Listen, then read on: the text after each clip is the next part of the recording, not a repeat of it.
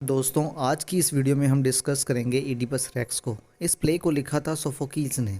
मैं Oedipus racks को discuss करने से पहले आपको सोफोक्लीज के बारे में बताता हूँ। सोफोक्लीज क्लासिकल ग्रीक थिएटर का एक बहुत बड़ा प्ले राइटर था। 3 मोस्ट फेमस प्ले राइटर थे उस टाइम पीरियड में। ये तीनों के नाम हैं।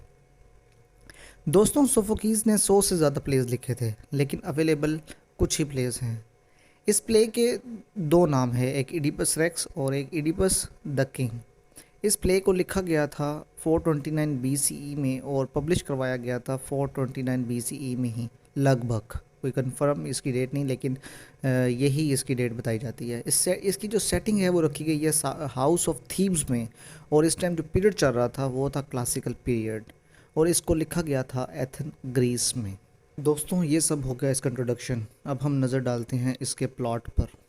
इस कहानी की शुरुआत होती है सिटी ऑफ थीब्स से, जहाँ कहत फैला हुआ है। वहाँ के कुछ लोग और पुजारी इडिपस के पास मदद के लिए आते हैं। प्लेग इस किस्म का कि जो वेजिटेबल्स और फ्रूट्स हैं वो ख़राब हो गए हैं, डिस्ट्रॉय हो रहे हैं। जो ज़मीनें हैं वो बंजर हो गई हैं सारी। जो बच्चे हैं वो मुर्दा पैदा हो रहे हैं और माएँ मर रही हैं साथ साथ। जो भेड़िए हैं, जो शिफर्ड्स हैं, वो सब के सब बीमार हो रही हैं, और जितनी कोशिशें वो थीब्स के लोग कर रहे हैं वो सब की सब नाकाम जा रही हैं।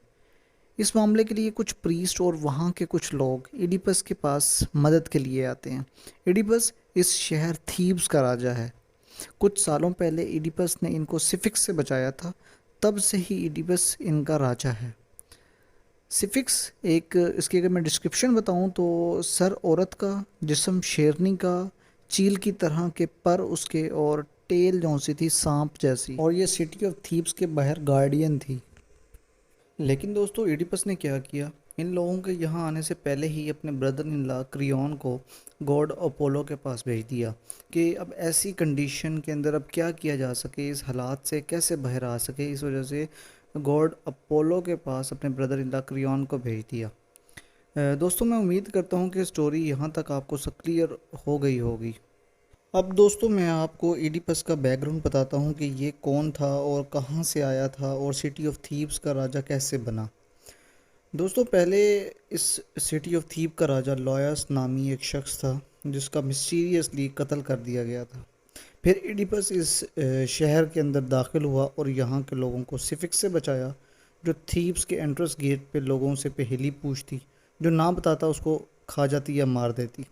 जब इडिपस ने सिफिक्स से थीब्स के लोगों को बचाया तो वहाँ के लोगों ने इसे थीब्स का राजा बना दिया, और फिर इडिपस ने लॉयस की वाइफ जो कास्टा से शादी कर ली।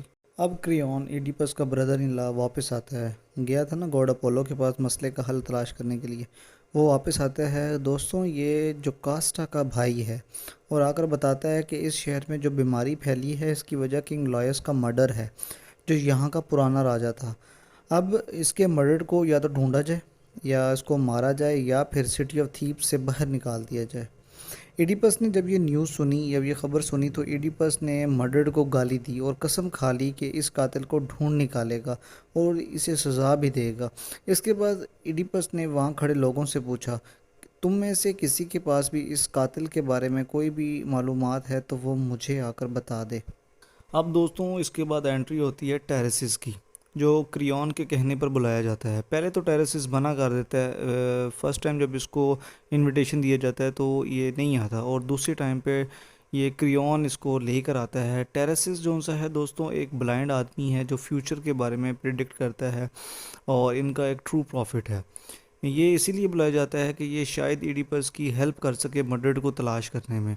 अब दोस्तों ये टेरेसिस आता तो है, लेकिन इडिपस को कुछ भी नहीं बताता और साफ साफ इनकार कर देता है कि मैं तुमको कुछ नहीं बता सकता कि मैंने क्या देखा है और क्या होने वाला है। तो इस बात पर इडिपस को गुस्सा आ जाता है और वो उसको कहता है कि तुम भी मर्डर के साथ शामिल थे और इसीलिए तुम कुछ बता नहीं रहे। और तो और दोस्तों एडिपस अपने ब्रदर इन लॉ क्रियोन पर भी इल्ज़ाम लगाता है कि वो टेरेसिस के साथ मिला हुआ है और मेरे ख़िलाफ़ साजिश कर रहा है कि किसी तरीके मेरा तख्त पलटा जाए। इसके बाद इडिपस ने गुस्से में डिक्लेयर किया, वो गुस्से में तो पहले ही था, उसने गुस्से में डिक्लेयर किया कि वो क्रियोन को या तो मार देगा या फिर सिटी ऑफ थीब्स से बाहर फेंक देगा, क्योंकि इडिपस को लग रहा था कि क्रियोन इसका तख्त लेने के चक्कर में है। अब इधर एडिपस की जो वाइफ है जो कास्टा, वो अपने भाई क्रियोन को इनोसेंट समझती थी तो वो एडिपस से रिक्वेस्ट करती है कि क्रियोन को मारे नहीं बल्कि सिटी ऑफ थीब से बाहर निकाल दे, मैं बोलूँगी नहीं लेकिन मारे नहीं बस। तो एडिपस की वाइफ की बातों पर इसने क्रियोन को जाने दिया, लेकिन दोस्तों एडिपस क्रियोन को अब भी गिल्टी मानता था। तो जोकास्टा ने एडिपस से कहा कि तुम ये भविष्यवाणी पे यकीन ना करो, तुम इनको ना मानो ना, क्योंकि सालों पहले भविष्यवाणी हुई थी मेरे लिए कि मेरे हस्बैंड जो थे पहले किंग लॉयस, इनका मर्डर इनका बेटा ही करेगा, लेकिन ऐसा हुआ नहीं। किंग लॉयस का मर्डर तो किसी स्ट्रेंजर ने किया, किसी अनजान आदमी ने किया, और हम इस स्ट्रेंजर की तलाश में हैं। जबकि मैंने अपने ख़ुद के बेटे को पहाड़ों पर मरने के लिए छोड़ दिया, और वो पहाड़ी कोरंथ की पहाड़ी थी, ताकि वो मर्डर ना करे मेरे हस्बैंड का ना। इस वजह से हमने उसको कोरंथ की पहाड़ी पर मरने के लिए छोड़ दिया। अब अपनी वाइफ की ये सब बातें सुनने के बाद इडिपस बड़ा टेंशन में आ गया, क्योंकि जिस जगह पे किंग लॉयस ने लड़ाई लड़ी थी, सेम उसी जगह पर इडिपस ने भी लड़ाई लड़ी थी, और इसने बहुत से लोगों को वहाँ मारा भी था, और एक आदमी को इसने जाने दिया वहाँ से, वो भाग गया, जिस तरीके से भी ना वो भाग गया। अब इडिपस इस बात को सोच रहा है कि कहीं इस आदमी में किंग लॉयस तो नहीं था, कहीं किंग लॉयस ही इसका फादर तो नहीं है। तो फिर इडिपस ने जोकास्टा से कहा कि हमें भविष्यवाणी बताने वालों को ज़्यादा लाइट नहीं लेना चाहिए, क्योंकि ये भविष्यवाणियाँ हमारी लाइफ में बहुत इंपॉर्टेंट रोल प्ले करती हैं। और जहाँ तक मेरी बात है, एडिपस बोल रहा है कि जहाँ तक मेरी बात है, भविष्यवाणी ने बहुत बड़ा रोल प्ले किया है इसकी लाइफ में। अब एडिपस अपनी वाइफ जोकास्टा को बताता है कि सालों पहले इसके लिए भी एक भविष्यवाणी हुई थी कि ये अपने ही फादर को मारेगा और अपनी ही माँ से शादी करेगा और इसके साथ सोएगा। और यही रीज़न थी, जहाँ एडिपस पहले रहता था उसको वो जगह छोड़नी पड़ी गई, ये ना हो उसकी जो भविष्यवाणी इसके लिए हुई है ये सच साबित हो जाए। और यही वजह थी कि फिर कभी एडिपस कोरंथ वापस नहीं गया।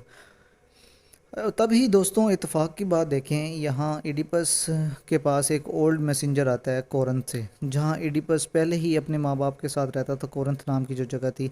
ये खबर लेकर आता है कि किंग पॉलीबस की बुढ़ापे की वजह से डेथ हो गई है।